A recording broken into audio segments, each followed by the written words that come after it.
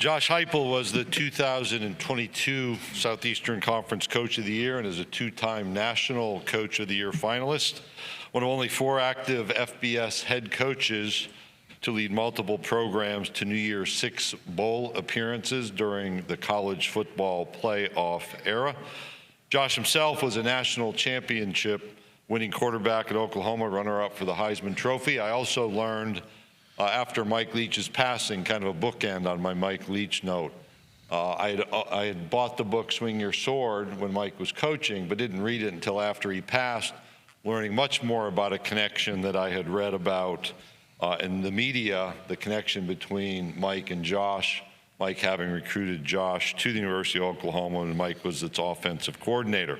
Mike's an Aberdeen, South Dakota native and is the 3rd coach of our group today to be the son of a college football coach. His father, Ken, coached at Division II Northern State University for 7 seasons. University of Tennessee head football coach Josh Heupel.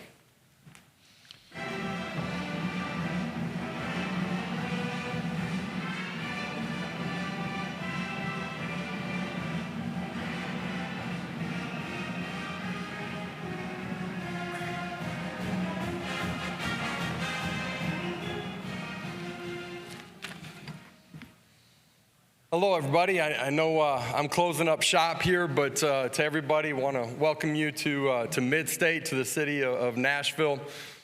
Hope you guys have had a great week here, enjoying some music, enjoying Broadway, and having some fun. This city and this area of the state, Mid-State, is extremely important to the success of Tennessee. It's big part of our past success as well, and a lot of great Vol fans and former players that call this place home, and so excited to see them. It's fitting that we're here today for SEC Media Days, our program, because in 44 days we get an opportunity to kick off against Virginia right here in Nissan Stadium. Looking forward to seeing everybody in Vol Nation show up in droves for that ball game. As I was getting ready for today, just started writing down some notes last night and really started to reflect just on the past 2 years and what has transpired inside of our program at our university and, where we've come in such a short amount of time. When I took over 2 years ago, there was so much uncertainty that surrounded our program in late January. And because of the connection and accountability and love and trust that we've built inside of the building with our players and staff, we've been able to climb relatively quickly. But to go back to that time, we're a program that entered that fall with only 65 scholarships, the uncertainty of an investigation that was taking place on our campus. I said in a room just like this 2 years ago that it would be a speed bump for the program, our football program. And a few days ago, we found out that certainly was the case. We've navigated it in such a positive way because of the leadership that we have. Phenomenal leadership on our campus, from President Boyd to Chancellor Plowman to our athletic director. We've been transparent and real and been able to close that narrative on our program and move forward. And I'm not sure that there's a better time to be a Vol. You look at the trajectory of this football program, what's happened over the last 2 years and where we're going. The energy and excitement that surrounds our building every day, the energy that surrounds our fan base, Vol Nation across the country, but also the success that's happening in each and every sport that resides inside of our athletic department. Phenomenal leadership with coaches and great student athletes that do things the right way.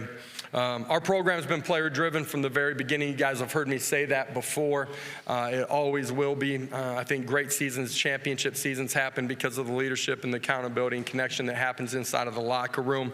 As I look back on our past success, that doesn't happen. I talked about, the 35 guys that left our program through the transfer portal before or right after I took over.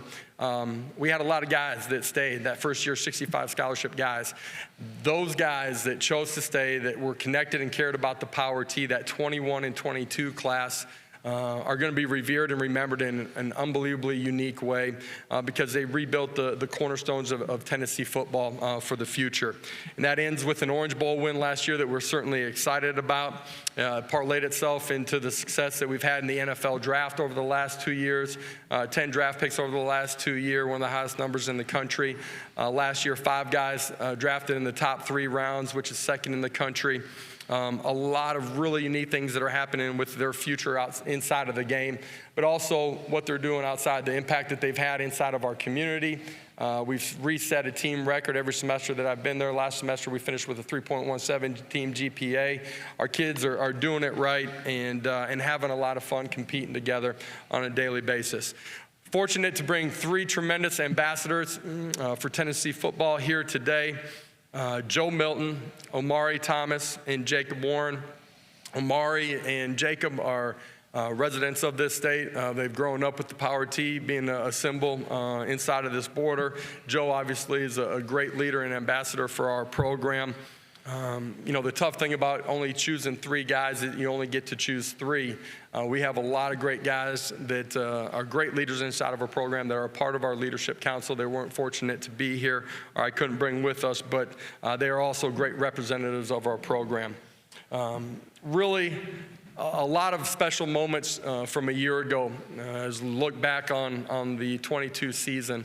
A lot of special moments, things that our fan base will remember forever. The players inside of the locker room will remember forever. At the same time, fell short of a lot of the goals that we had set for our program. And I'm really excited and proud of what our players have done since they've gotten back on campus in late January.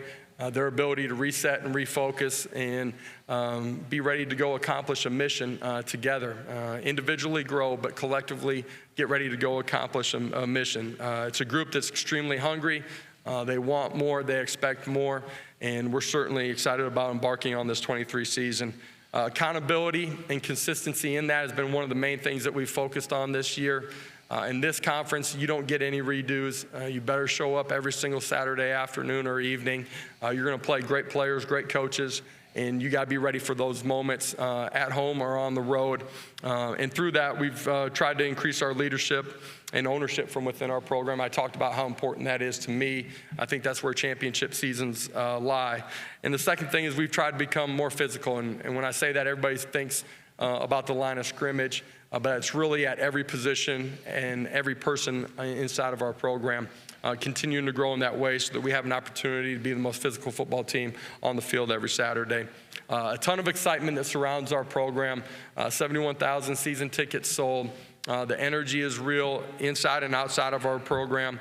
But as I said at the end of the bowl game, the best is yet to come for Tennessee football. Excited about this journey with this group of guys in this 23 season. And I don't know that there's ever been a better time to be involved. So with that, I'm going to open it up for questions. If you have a question, raise your hand. Price, Arizona, or Alexis will get a microphone to you. Please give your name and affiliation and stand up, please. Thank you.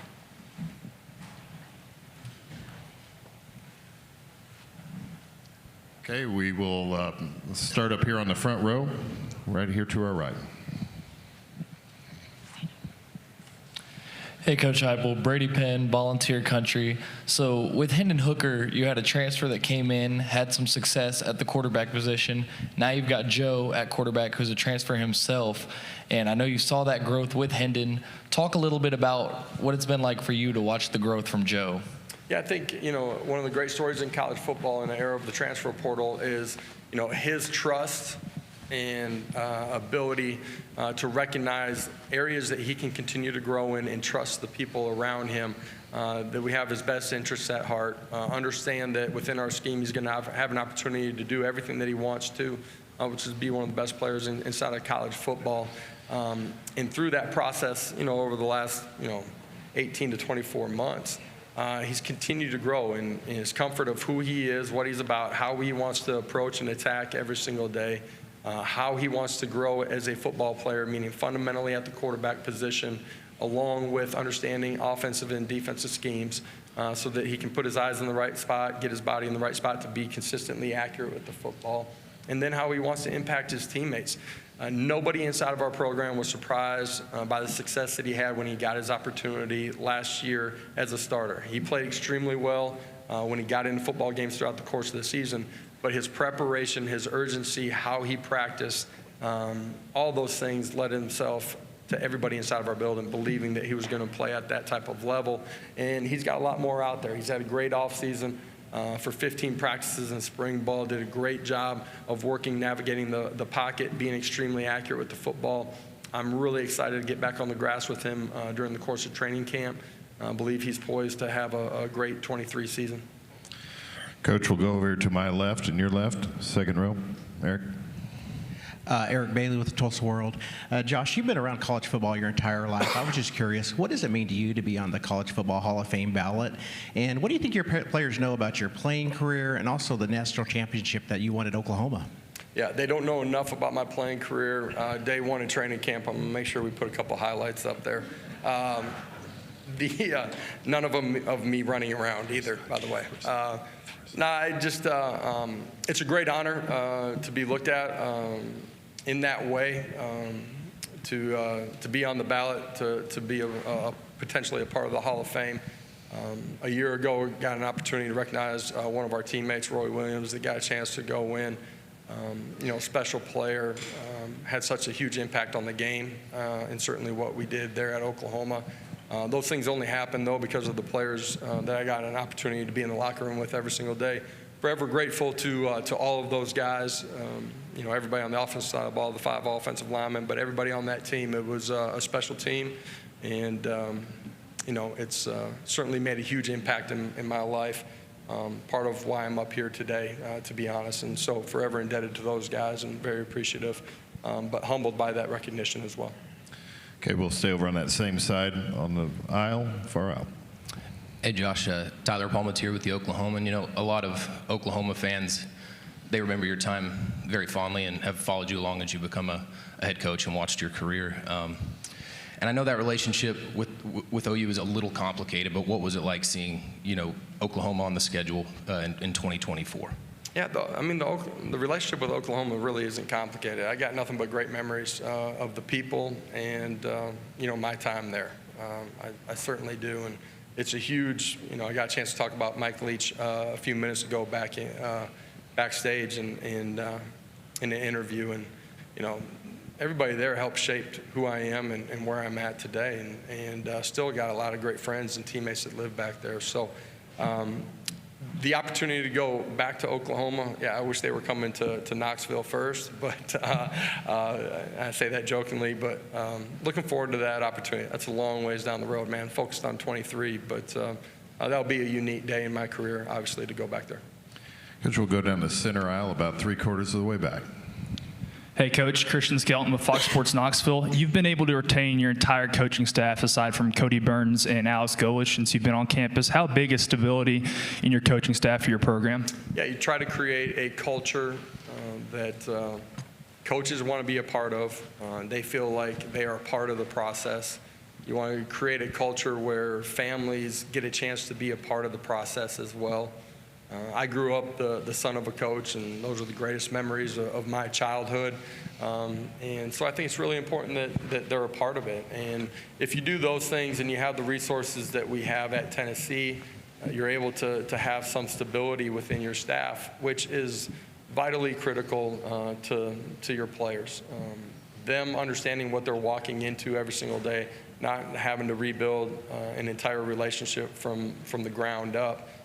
We've been able to replace those guys, and you want staff to grow too, right? Like Alex will do a great job down at South Florida. I want guys to get head jobs from where we're at, but guys aren't just leaving to take another job either. And so we've actually been able to promote from within because they were the right guys. There's so much consistency. All the things that we were navigating as you take over a program, and in year 1 and year 2, I think it was vitally important that we've been able to have that, and it's a big part of our continued growth this offseason here in 23. Coach, we're going to go in front of me about 3/4 of the way back. Yeah, Coach, Joey Knight with the Tampa Bay Times. Could you expand on, you said you feel Alex will be a great head coach? What are his traits? Why do you think he'll be a great head coach? Competitive, willing to work. I think those are two traits that drive you every minute of the day to continue to help your program grow. You look at that. It's where the starting blocks are, in my opinion. And then he's got a great ability to communicate. And he's hired a lot of really good people. Some of them were in our building a year ago, some young staff that will be great coaches. So I'm really excited about where he's going to take that program. Coach will go straight in front of me, first row. Teresa Walker, the Associated Press. Josh, the in these days, you're almost in a rare situation where you've got a quarterback you had now going into your third season. He's been here. With the transfer portal, is it challenging? And how grateful are you that you're not having to deal with getting a quarterback up to speed out of the portal and get them up to speed in your offense all before the season starts? And how nice is it to have Joe in this situation? Yeah. It is rare that you're able to keep quarterbacks inside of your quarterback room. The days of having 4 or 5 quarterbacks consistently, I think those are probably not real anymore. Guys want to have the opportunity to play and compete early. I think it's rare that a young man like Joe is able to sit back and trust the people around him that we have his best interests at heart. Recognize the areas that he can and needs to grow in to become the player that he's capable of, and also know that if I stick this thing out and I compete hard every single day, I'm going to grow, and in what we do offensively, going to be able to do the things that I wanted to inside a college football landscape. Those are rare things, and it takes a really mature guy, which Joe has proven to be. Coach, we'll go here right here in the middle of the front row.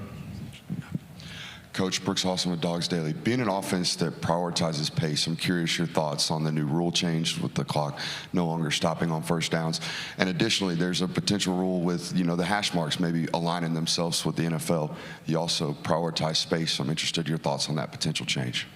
The clock rule at the end of the first half, I think everybody's going to be playing in it the same way. I don't think it's going to have a dramatic different effect on us versus another offense. How you manage your timeouts might be a little bit different at the end of regulation or at the end of the half. All in all, we'll see what the numbers play out to be, but there's a series of the game that's probably taken away in general for every team because of some of the clock rules. But we'll see how that plays out during the course of the year. Coach will go in straight in front of me, about 3/4 of the way back.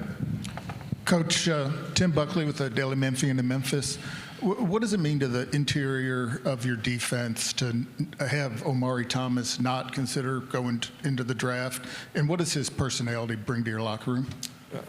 Omari is a guy that loves to have fun. He's got great energy every single day. He's become a really strong leader in being able to command guys, and that can be positively. It can be trying to get them to go accomplish the things that they need to in the weight room or on the practice field. He's got a great voice inside of our locker room. As I said, a tremendous leader. Vitally important for us as we continue to try to take steps on the defensive side of the football. A year ago, we took a massive jump in our ability to defend the run. Omari and the guys that we brought back a year ago were a huge part of that. Expect all of those guys to make another jump. They did a great job in spring ball, fundamentals, technique, consistency from play to play, day to day. And one of the other areas that we've had to improve upon is the ability to affect the passer with our front four, not just bringing pressure. We need that because of situational football. We got to get better on third downs, third and long in particular. And I thought those guys did a great job this spring. Coach Garner, Coach Eckler, what those guys have done up front. Really happy and pleased and excited to get to training camp with them. Coach, we'll go back over here to the middle section on the right along the aisle. Hi, Coach. Right here. Over here. Sorry. Travis Galey with OrangeBloods.com. With Texas coming into the league now, which school has the real claim to being able to call itself UT? There's only one real UT. One right shade of orange. We'll go all the way to the back, all the way in the left-hand side, back of the room. Yeah, Coach. Edgar Thompson, the Orlando Sentinel. how much of a catalyst was the Florida game, given the history of the series, recent history that is, in the rivalry, to you guys' season last year? Catalyst, yes, at that point in the season, but every season there's steps that you have to take, and in some ways there's benchmarks, but there's opportunities for growth. And I thought throughout the course of the football season last year, we continued to get better a majority of the season, and that's what good teams do. The Florida win was a big win, absolutely, for our fan base as much as anything, meaning in recent years we hadn't had the same amount of success as we would have liked to. But for our players, there was great confidence going into it, and yes, great confidence coming out of it as well. Okay, we'll go to the middle section, right in front of the camera, all the way towards the back. Hey, Rob Brown, Sideline Sports, Memphis. What's moving the needle more in college football now from when you played coming out of South Dakota, offensive or defensive coordinators, and what are the expectations of a defense against an offense like yours? Well, my expectation for the defense that we're playing isn't for them to have a whole lot of success, but that's my viewpoint. In football, you got to play all three phases together: offense, defense, and special teams. And at the end of the day, we're always trying to find a way to be +1. That can be 3-2 or whatever it needs to be. And at the end of the day, every side's got to grow together. Coach, we'll go over here to our right-hand side, over here on the far right section. Hey, Coach. Over right there we go. Steve Moulton, WZZN out of Huntsville, Alabama. I hope you're doing well. Wanted to ask about tampering. That has certainly been a subject that's been brought up quite a bit here lately. How big of an issue is it, and what would be a good starting point to alleviate this issue? How big of an issue it is, I don't know. I think there's so many people that are involved in the recruitment of players. Could be high school coaches, could be workout facilities, 7-on-7 coaches, whatever. You know, there's so many different dynamics that go into it. I don't know how you stop the communication completely at any one point. So I don't have a silver bullet for that issue, similar to a lot of other issues that maybe we're trying to navigate inside of college football. But there's a lot of smart people that are working on finding answers to those things. Coach, we'll stay on the same side over on the right-hand side in front of the SEC logo. Jacob Goins, ESPN 106.7 in Auburn. Besides wins on the football field, what's a goal or goals for you as a head coach at the University of Tennessee? Standard at Tennessee is to win championships. It's pretty clear. You know, I think we're top 10 in the history of college football in wins, first-round draft picks, bowls, bowl wins. The standard is to compete at the highest level and win championships. You know, for us, that starts in the Eastern Division, which everybody knows that there's a lot of good football that's played in that division. Okay, Coach, we'll stay on that same side in the front row right here. Coach Dan Harrelson, Vollswire. Speaking of recruiting, obviously it's a big part of the game. Brian Kelly mentioned this week that in the future he thinks AI will be a driving force for intriguing options, you know, trying to see what player profiles out there that kind of fit what you want to do offensively, defensively. What's your opinion on that going forward? AI is infiltrating in so many different areas, from business, I'm sure in sport too. Eventually becomes a resource probably for everybody inside of college football. You know, how quickly that partakes inside of our program, I can't give you an answer on, but I'm sure that at some point it will. Stay in that same section, 2 rows back, just right behind. Hey Josh, Andy Witchery with On3. The Knoxville News Sentinel reported that the Tennessee Attorney General may have used the NIL law in the state to threaten to sue the NCAA and maybe prevent a bowl ban. I know there's a different regime, but what is it like to have the state AG behind the program and willing to support the school's athletes? Well, I said it earlier when I opened up in my opening remarks. Just, you know, our administration and their willingness to fight for innocent student athletes.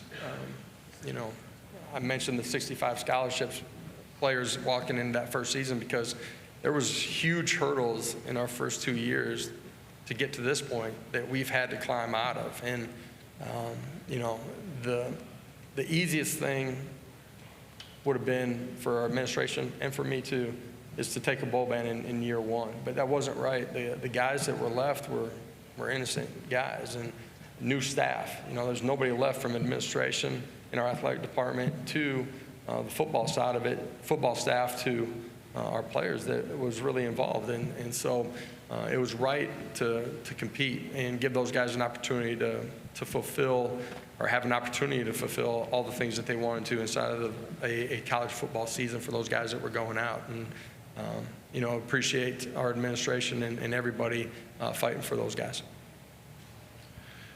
Okay, we have one right up here, Arizona. If you'll come up right here on the front aisle, second row. Bob. Hey, Josh. Bob Holt, Arkansas, Democrat Gazette. How you doing? I had a two-parter. If you forget the second part, Kevin will help you remember. He's good at that. Okay. I know you talked a lot about Joe already, and I know he was experienced before the Orange Bowl, but how big was it for him to have the kind of game he did for him, for the team, everybody? And then you mentioned the investigation in your opening remarks. How good is it just have that, some closure to that, have it behind you? Yeah, for Joe, I think it was solidified all the work that he had put in, that he would go out and perform and play. It was proving himself right as much as anything. It wasn't proving anybody wrong. It was about proving himself right.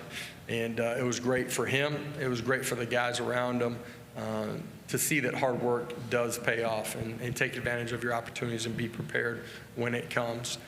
The second part of your question was what I'm going to ask. How it felt after it's been resolved.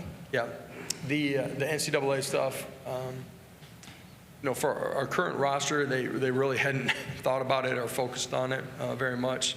I can tell that in the way that the team meeting went after the news came out. I was out of town, so we had to do it virtually after their workouts, which was right after the news came out. But you know, for how we handle recruiting, you know, the guys that signed with us in the last 18 to 24 months that trusted what we were saying to them, the transparency of the dialogue that we had with them, it was unbelievably satisfying to get over that hump. You're not dealing with unknowns now. You're not dealing with other programs that are beating you up and in some ways sensationalizing what's going to happen. I was able to have great trust in what our administration was talking to us about. We were, you know, consistent and clear in that messaging to our recruits. And that's why, you know, we've been able to recruit at a really high level. But it's great to have it in the rearview mirror, not something that you're driving by all the time. Coach, we'll go right in front of my table here, second row on the aisle. Coach Heupel, Drew DeArmond, WZZN Radio, Huntsville, Alabama. I wanted to ask you about Squirrel White from my state. He had a big Orange Bowl, and you guys have done a great job developing Cedric Tillman, going on to the NFL, and now Jalen Hyatt.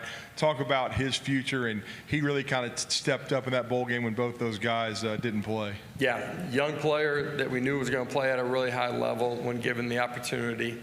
It's been great to see him grow from a quiet young kid that came onto campus into somebody that's got a ton of personality and energy and affects his teammates in a positive way. Great work habits. As tough as they come. From day one, he's willing to stick his face into anything and be extremely physical and compete really hard. He's got elite speed, great ball skills, has the ability to be a great route runner. Anticipate him having a great year. You guys saw him perform extremely well in the Orange Bowl. Coach, we'll take one final question in the section in front of me, about halfway back on the aisle. Hi, Coach. Clark Brooks on 3 and SEC StatCat. While one of the sexiest aspects of your offense is that vertical choice, I think a really underrated aspect is the eclectic approach you have in that run game. Only 12 reps separated your most run concept from your 6th. Would you mind elaborating on how having that type of balanced approach on the ground really does help facilitate things on the back end and help things come open? Yeah, I love your passion and energy for our offense, man. Might need you to bring you in on the recruiting pitch. I think people get caught up in the perimeter numbers and the quarterback development and the quarterback numbers that are put out there. Everybody that studies it understands that the secret to our sauce is the ability to run the football. Coach Ellerby and I have been together. I think we're going on year 8 now, 3 different stops. He does an unbelievable job. from game plan to fundamentals to teaching overall scheme and concepts on the other side of the football. Our 5 guys continued to grow. Year 1 to year 2, we took a huge step. They play synchronized, in the tempo that we play at, the ability to communicate and get everybody on the same page. Does an unbelievable job. So I appreciate you recognizing all those things. Coach Heupel, thank you for your time this afternoon. All right, appreciate it. Vol Nation, look forward to seeing you here in 44 days. Go Big Orange.